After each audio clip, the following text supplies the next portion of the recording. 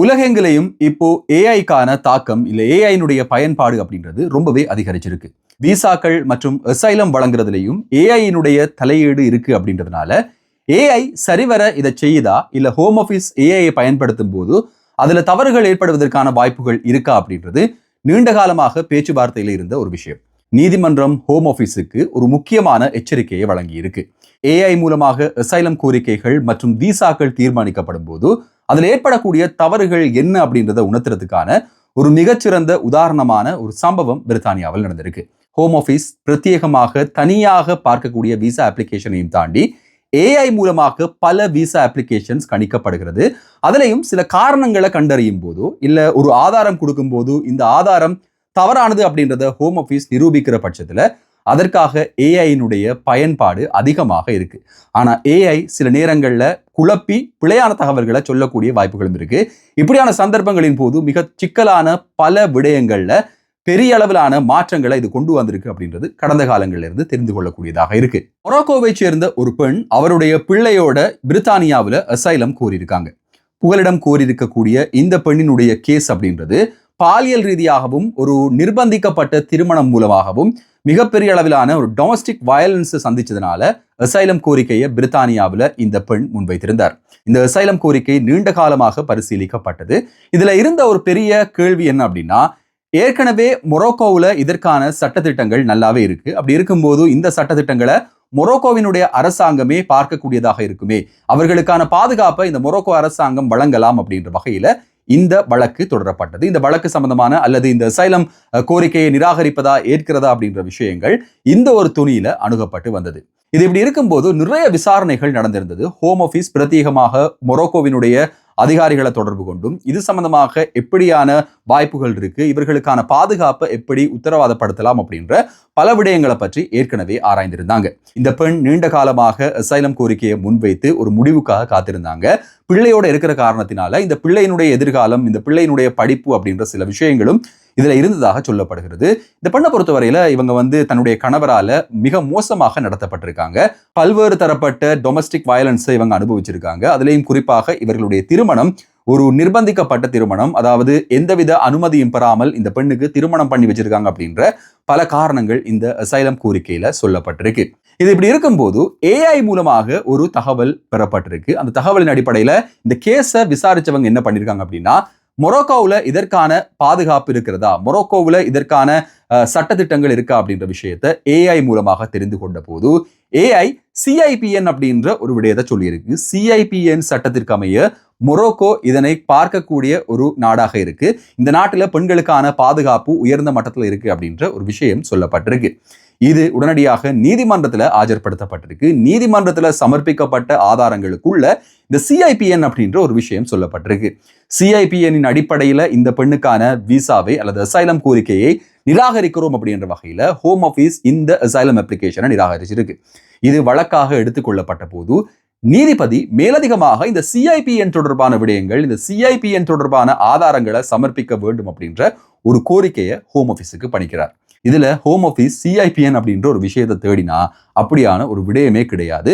மொராக்கோவில் சிஐபிஎன் அப்படின்றது ஏதோ ஒரு விஷயத்துக்காக செய்யக்கூடியது ஏஐ குழப்பிட்டு ஏஐ அதில் இருக்கக்கூடிய ஒரு ஆர்டிஃபிஷியல் இன்டெலிஜென்ஸ் ஃபேட்டிக் அப்படின்னு சொல்லக்கூடிய ஒரு குழப்பத்தின் பேர்ல வேறு ஒரு டேட்டாவை கொடுத்துருக்கு.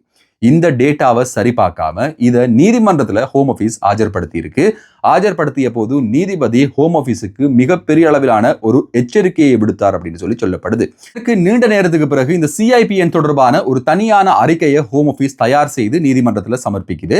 ஏன்னா சிஐபிஎன் அப்படின்றது என்ன என்பது தொடர்பான மேலதிக தகவல்களை பெற்று அது சம்பந்தமான ஒரு அறிக்கையை ஹோம் ஆஃபீஸ் நீதிமன்றத்தில் தாக்கல் செய்யும் போது அந்த அறிக்கை நீதிமன்றத்தால ஏற்றுக்கொள்ளப்படலை. இதுக்கான காரணம் என்ன அப்படின்னு சொன்னா, இவர்கள் சொல்லிய அந்த சிஐபிஎனும் இதுவும் வேறு வேறு அப்படின்றதுனாலையும், இது ஏஐ மூலமாக பெறப்பட்ட அந்த கண்டெக்ஸ்ட்ல இது இல்லை அப்படின்றதுனாலும், இந்த அசைலம் போன்ற மக்களுடைய உயிருக்கு பாதுகாப்பில்லாத சந்தர்ப்பங்கள்ல இல்ல அவங்க அந்த ஆதாரங்களை சமர்ப்பிக்கும் போது அந்த ஆதாரங்கள்ல இருக்கக்கூடிய உண்மைத்தன்மையை ஆராய வேண்டிய ஒரு கட்டாயம் இருக்கு அப்படின்றதுனால இது ஏஐ மூலமாக பார்ப்பது என்பது மிக பிழையான ஒரு விஷயம் என்றதை நீதிமன்றம் ஹோம் ஆஃபீஸுக்கு சொல்லியிருக்கு. இனி வரும் காலங்களில் எடுக்கக்கூடிய அசைலம் அப்ளிகேஷன், அதே நேரம் இதுல பார்க்கக்கூடிய இந்த காரணங்கள் சம்பந்தமான விஷயங்கள்ல ஏஐயினுடைய பயன்பாடு குறைவாக இருக்கும் அப்படின்ற ஒரு எதிர்பார்ப்பையும் இந்த வழக்கு கொடுத்திருக்கு.